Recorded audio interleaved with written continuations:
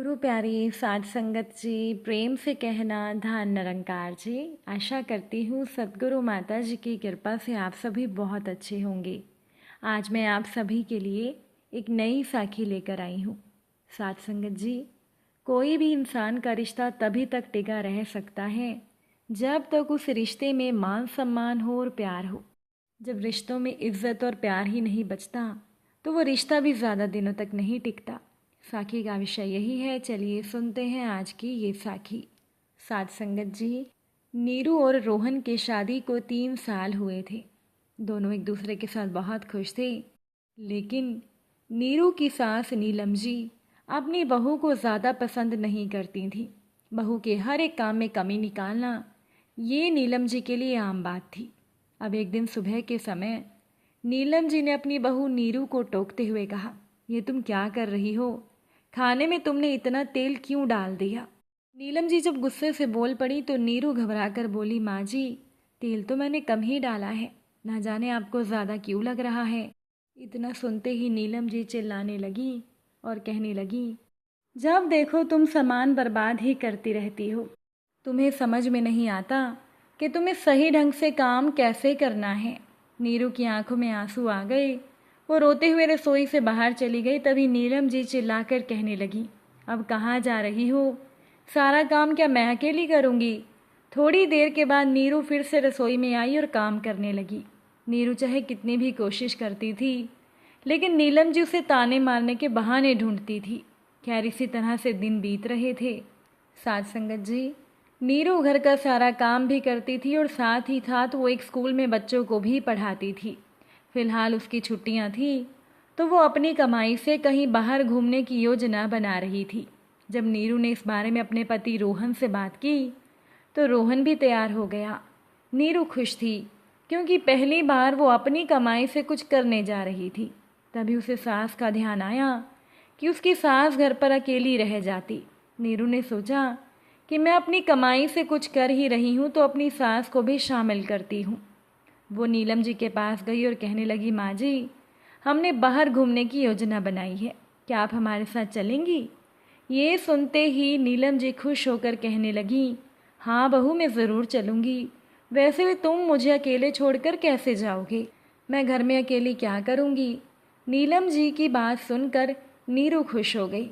नीरू सोचने लगी कि अब मेरी सास मुझसे खुश रहेगी, क्योंकि शादी के बाद वो जब से ससुराल में आई थी तो उसकी सास छोटी छोटी गलतियों पर उसे बहुत सुनाती रहती थी और नीरू हमेशा सास को खुश करने की कोशिश करती थी।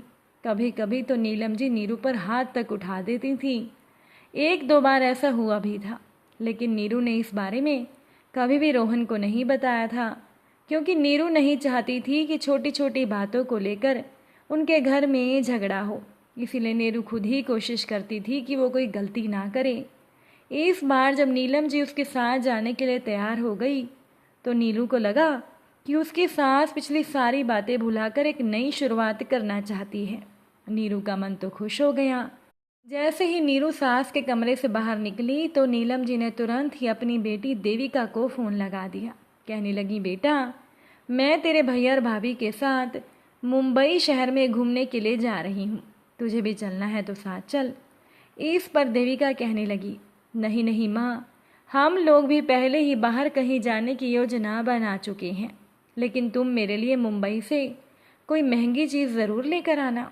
वैसे भी भाभी कमाती हैं तो मुझे भी तो कुछ मिलना चाहिए ना। नीलम जी बोल पड़ी, तू चिंता ना कर, तू अपनी ज़िंदगी इंजॉय कर, तेरे बारे में सोचने के लिए तेरी माँ जिंदा है। अब तय दिन पर नीरू और नीरू का पति नीलम जी के साथ घूमने के लिए निकल पड़े। मुंबई पहुंचकर वो काफ़ी जगह घूमे फिरे, अच्छी अच्छी जगह उन्होंने खाना खाया और नीलम जी ने अपने लिए बहुत सारे सूट और साड़ियाँ खरीदी। देखते ही देखते नीरू जितने रुपए लेकर गई थी वो खर्च हो गए।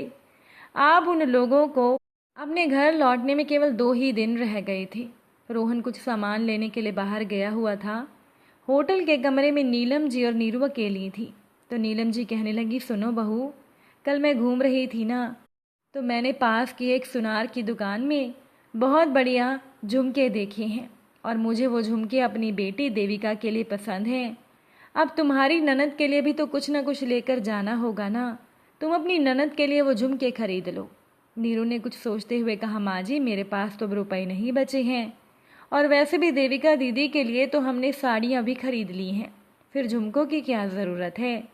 नीलम जी गुस्से में बोल पड़ी, अरे झुमकों की ज़रूरत क्यों नहीं है, तुम्हें मेरी बेटी को झुमके देने ही होंगे। एक काम करो, तुम्हारे हाथ में जो ये सोने के कंगन है ना, इन्हें बेचकर मेरी बेटी के लिए झुमके खरीद लो। तुम्हारे लिए ये कंगन तो हम बाद में बनवा देंगे। नीरू हैरान हो गई। एक तो वो नीरू अपने खर्च पर अपनी सास को घुमाने के लिए ले आई थी, और यहाँ पर रुपए कम पड़ने पर उसकी सास उसे कंगन बेचने के लिए कह रही थी। नीरू ने हैरानी से कहा, माँ जी एक तो वैसे ही हम दोनों पति पत्नी ने मिलकर घूमने की योजना बनाई, फिर आपके अकेलेपन के बारे में सोचकर मैंने खुद रोहन से कहा कि हम आपको साथ ले चलते हैं। यहाँ आने के बाद आपने कितना खर्चा करवा दिया, ऊपर से अब आपको अपनी बेटी के लिए सोने के झुमके चाहिए।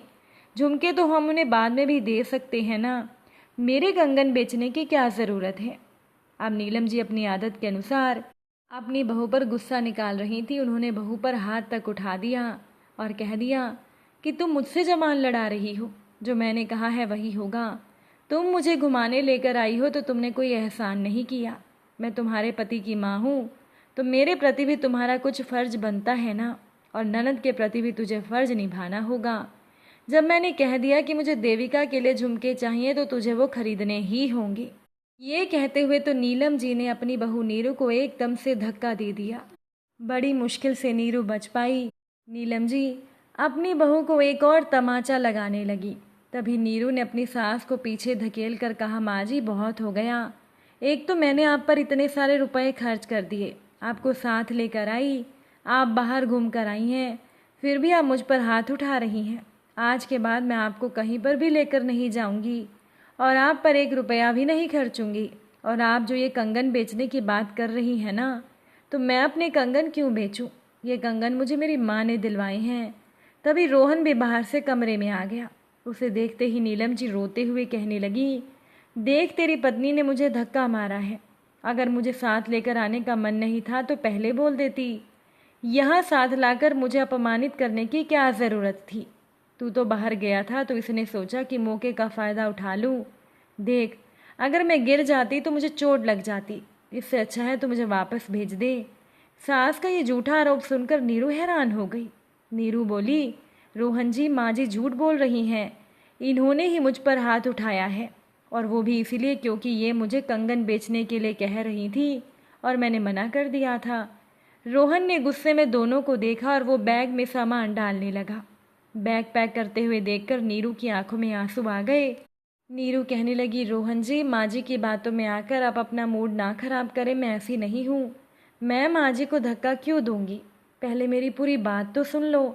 माँ जी मुझे कंगन बेचकर दीदी के लिए झुमके खरीदने के लिए कह रही थी। जब मैंने इनकार किया तो इन्होंने मुझे थप्पड़ भी मारा, और पहले भी ये एक दो बार मुझ पर हाथ उठा चुकी हैं। मैंने आपको इसीलिए नहीं बताया था क्योंकि मुझे लगा था कि माँ जी ने गुस्से में ऐसा कर दिया होगा, और बेकार में बात बढ़ाकर कोई फ़ायदा नहीं। लेकिन आज तो बहुत हो गया। रोहन कुछ नहीं बोला, वो बैग पैक करता रहा। तो नीलम जी खुश होकर कहने लगी, बेटा बहू की बात पर विश्वास नहीं कर रहा है तो अच्छा कर रहा है। रोहन बैग लेकर माँ के पास आकर कहने लगा, माँ इसमें आपका सारा सामान है, आप वापस चली जाओ, मैं आपको ट्रेन में बिठा देता हूँ। ये सुनकर नीलम जी हैरानी से बेटे की ओर देखने लगी। तो रोहन बोल पड़ा, माँ मैंने बाहर से सब सुन लिया था, और ये भी देख लिया था कि आपने किस तरह से नीरू को थप्पड़ मारा था, और धक्का भी आपने ही इसे दिया था। मैं अपनी पत्नी और माँ के साथ घूमने के लिए आया था, अच्छा समय बिताने आया था, लेकिन यहाँ पर तो आप मेरी पत्नी को तंग कर रही हैं। इससे अच्छा है कि आप वापस घर जाओ, हम छुट्टियाँ ख़त्म करके घर आ जाएंगे, और अगर आपको मेरी पत्नी के साथ गलत व्यवहार करना है तो बता दो, हम घर आने की बजाय कोई और घर ढूंढ लेंगे। नीलम जी हैरान हो गई, और नीरू की आंखों में आंसू आने लगे, क्योंकि आज उसके पति को उसका दर्द समझ में आ रहा था। नीलम जी बेटे के सामने कुछ बोल पाने की हालत में नहीं थी। जब रोहन उनका बैग लेकर बाहर निकल गया तो नीलम जी भी धीरे धीरे बेटे के पीछे चल पड़ी। अब रोहन उन्हें ट्रेन में बिठाकर चला आया। जब रोहन होटल के कमरे में पहुंचा तो वो नीरू से कहने लगा, ज़िंदगी में तुम्हें कोई भी परेशान करे तो तुम्हें डरने की या घबराने की कोई ज़रूरत नहीं। तुम मुझसे कह सकती हो, फिर चाहे वो मेरा अपना ही क्यों ना हो, क्योंकि मैं किसी को भी किसी के साथ गलत करते हुए नहीं देख सकता। आज नीरू को अपने पति रोहन की सोच पर गर्व हो रहा था, वरना तो साथ संगत जी बहुत से पति तो ऐसे होते हैं जो अपने परिवार वालों को गलत करते हुए देखकर भी उनसे कुछ नहीं कहते, चुप्पी साध लेते हैं, बल्कि उल्टा वो अपनी पत्नी को ही चुप रहने के लिए समझाते हैं। तो आज की इस कहानी में आपको रोहन की ये सोच, रोहन का ये कदम कैसा लगा, कमेंट में ज़रूर बताइएगा। साखी अच्छी लगी हो वीडियो को लाइक शेयर भी ज़रूर कर दीजिएगा। आप सभी से फिर मुलाकात होगी नई साखी के साथ। साथ संगत जी, प्यार से कहना, धन निरंकार जी।